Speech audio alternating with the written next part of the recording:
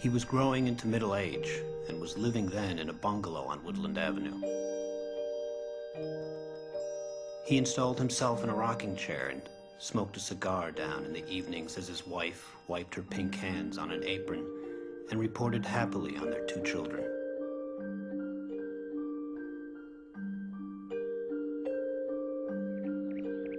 His children knew his legs, the sting of his mustache against their cheeks. They didn't know how their father made his living, or why they so often moved. They didn't even know their father's name. He was listed in the city directory as Thomas Howard. And he went everywhere unrecognized, and lunched with Kansas City shopkeepers and merchants, calling himself a cattleman or commodities investor. Someone rich and leisured who had the common touch. He had 2 incompletely healed bullet holes in his chest and another in his thigh.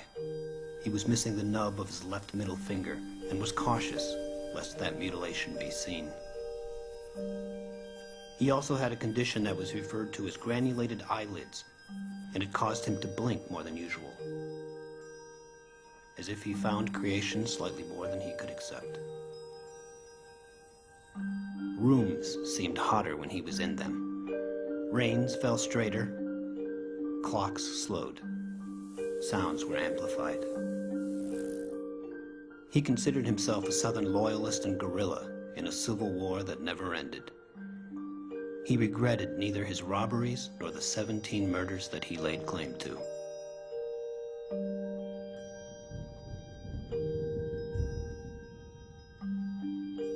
He had seen another summer under in Kansas City, Missouri.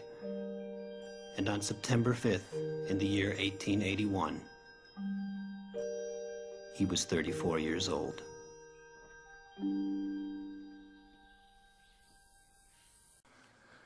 Yeah, this is going to be a new series of videos. I'm not sure how long it's going to last or how many films I'm going to do, but just want to get it kick-started with one of my favourite films of all time, The Assassination of Jesse James by the coward Robert Ford. An absolutely magnificent film, so underappreciated and underrated, it's not even funny. I think it scores 7.6 on IMDb, which is criminally low in my opinion. A lot of my friends or people I talk to have either never seen the film or they just don't like it, they think it's too long and it's like too drawn out, but in my opinion that's nonsense. It's absolute masterpiece of a film, directed of course by Ridley Scott and starring Brad Pitt, Casey Affleck, amongst others, Jeremy Renner, who later went on to star in The Town, and yeah, just so underappreciated and underrated in my opinion that it's not even funny. The reason I say that is because I actually had a quick look at the box office, and The Assassination of Jesse James at box office 15 million. That's what it took at the box office. When you compare it to the other films, the other main films from 2007, you've got Atonement, 129 million, Juno, 230 million, No Country for Old Men, 171 million, Michael Clayton, which is George Clooney film, 93 million. When you look at that, and you consider that Jesse James box office 15 million, that is absolutely incredible in my opinion. I don't know if it didn't have the advertising or what the situation was, but it was the third Western film released that year. No Country for Old Men, of course, and 3:10 to Yuma, and it massively flopped in comparison to those two at the box office. 3:10 to Yuma box office 70 million, and in my opinion, The Assassination of Jesse James is miles better than those two films, and it just doesn't get the press or it didn't get the response that it so richly deserved back in 2007. If you don't know, the film centres around the American outlaw and bank and train robber Jesse James, and the final months leading up to his death. He was killed by one of his own gang, Robert Ford. The title basically, it does exactly what it says on the tin, and that's what it is. It takes place through late 1881 through to early 1882 when Jesse James was killed by Robert Ford. And yeah, just like I say, one of my favourite films of all time, an absolute remarkable film. The score is absolutely tremendous. I think Nick Cave, the Australian singer-songwriter, had a big influence on the score.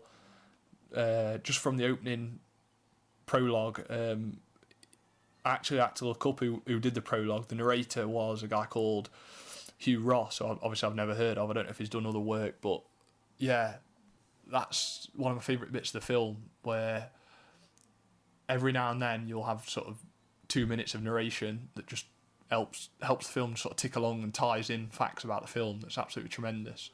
And the opening 20 minutes is my favourite opening 20 film that I've ever seen. I think the prologue sets the scene and gives us the facts about Jesse James, and it just endears you to the characters. And then we get obviously Jesse James and his gang who are hiding out in the woods, and we get to learn a little bit about each different character. And finally, I would say the end of the opening scene is probably the train robbery, which is absolute fantastic piece of cinema in itself. Just go and watch that train robbery scene. You've got everything there. The cinematography when the train is coming through the woods, the lighting effects, sort of the light flickers back onto the gang as they're waiting at the side of the track in the woods, and it's absolutely amazing piece of cinematography. So yeah, and that's all within 20 minutes of the film. You get to know exactly what's happening in the film, and it just picks up from there and never lets up. In my opinion, a lot of people say it's slow and that there's too many sort of long silences in the film, but in my opinion, that just leads to the tension. I think Casey Affleck, how he never won Best Supporting Actor, I'll never know. He lost out to Javier Bardem for No Country for Old Men, but in my opinion, Casey Affleck should have won this. I think it's Brad Pitt's best performance, better than Fight Club, better than Seven, and better than Benjamin Button, any of his other critically acclaimed performances. I think, and I've actually read in a few different articles that this is Brad Pitt's favourite film that he's done, that he's acted in, which says it all, really. I guess I've never actually heard him say that, but I've read from numerous different sources that that's what he said, that this is his favourite film that he's ever acted in. And he actually, I think, as part of his contract, he insisted that the title of the film not be changed. I believe Warner Brothers, which is the studio behind the film, were actually trying to change the title. And I don't know if this is going some way towards explaining the poor box office numbers, but apparently Warner Brothers were not happy with the cut of the film and they wanted a lot more input. But the director, Andrew Dominic, who directed the Australian film Chopper, he was adamant that the film would be how he wanted it to be and how he envisaged it, and he was determined to keep it slow and methodical pace. And I think, if I remember rightly, Warner Brothers wanted a lot more action. They weren't happy with the speed and the pacing of the film, but eventually Andrew Dominic, the director, won out and the film stayed as he intended it to. And that, in my opinion, is an absolute key to the film's success. If Warner Brothers had got hold of it and recut it how they wanted it, with more action and more sort of high-paced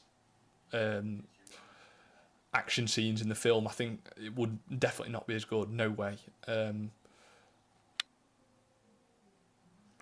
So yeah, like I say, one of my favourite films of all time, and massively underrated and underappreciated.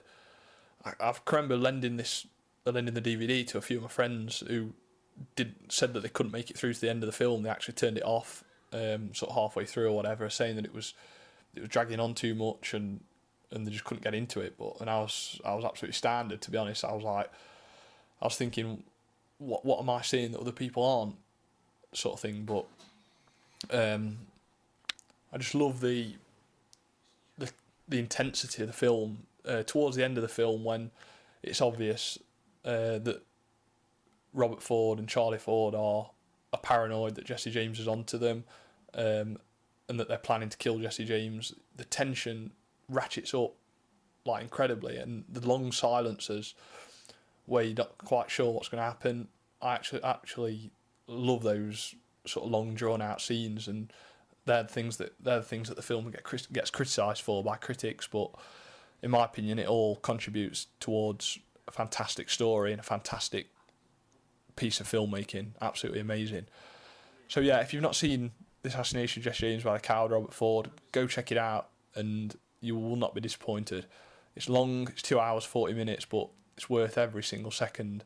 And as I say, I must have seen the film 10 times by now, and I could watch it again tomorrow. It's an amazing film, so go and check it out. Cheers for listening.